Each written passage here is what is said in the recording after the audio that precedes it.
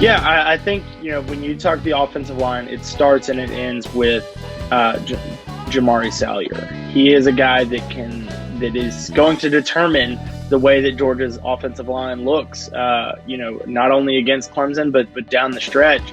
I think he played left tackle last season, started every game but one there, and the one that he didn't start was the Peach Bowl game against Cincinnati, where he moved inside to guard, which is probably his more natural position. And I think Georgia would like to use him there. But in terms of, if you're going to use him at guard, if Jamari Salyer is starting at guard, it means that they've found someone that they feel very comfortable playing at left tackle.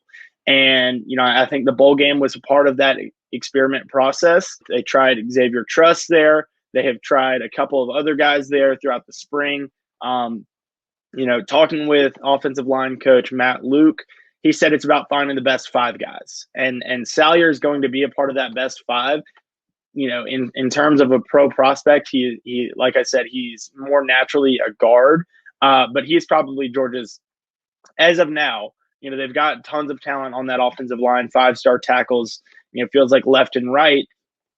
But as of now, Jamari Salyer is the best pro prospect that Georgia has on the offensive line. And so, if you see him at left tackle, that means, that he's the best option there, and that they'll have options at guard. They would, likely start Justin Schaefer, who's back for his super senior year of eligibility.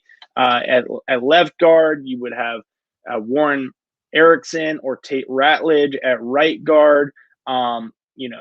If you ended up with Salyer in at left guard, then you've got those three guys that I just mentioned, in Schaefer, Erickson, and Ratledge. They can compete for the right guard spot.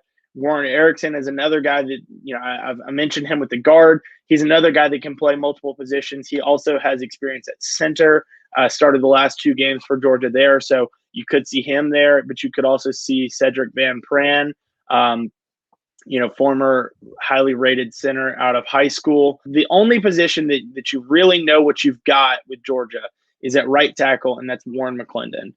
Started the last 9 games for Georgia at right tackle. He was a redshirt freshman, earned some All-American freshman honors. He's a guy that what you've got with him at right tackle. You feel very comfortable there. I think that there was some thinking that you could potentially try him at left tackle, and I think that they did that some during spring. But I would expect to see him at right tackle just to have as much continuity in terms of players playing positions that they are comfortable in. You put him at right tackle. You write that one in Sharpie, and you don't even think about it. It's kind of like that fantasy football player where you keep him in the lineup, and you don't have to think about am I taking him in, taking him out, keeping him in. What you've got with Warren McClendon at right tackle. In terms of the left tackle position, like I said, Salyer is certainly in the mix there. Xavier Truss has the most experience outside of Salyer. So if you're going to move Salyer into guard, Xavier Truss would be the guy that I would predict there.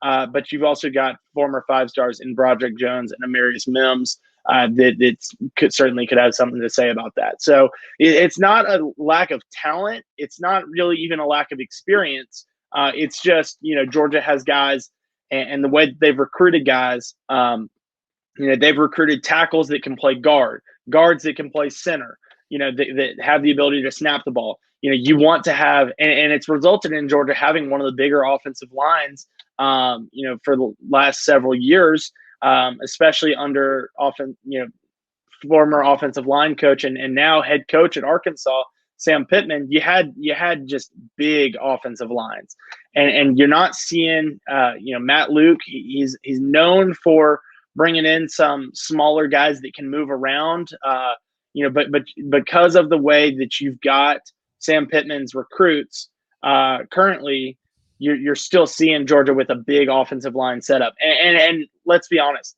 Matt Luke hasn't really changed much in terms of the offensive line recruiting. They bring in a massive offensive tackle in Mims. They've got other guys that they have lined up. it's like I said, it's not a lack of talent that Georgia has at offensive line. It's not even a lack of experience. It's a lack of continuity, and that's just something that you're going to have to develop. Hopefully, for Georgia's sake, that they started developing in the spring, but that you're going to continue to develop through the summer and into fall camp as you prepare for that week one challenge. I mean, probably the biggest challenge that Georgia will face, especially along the defensive line in Clemson.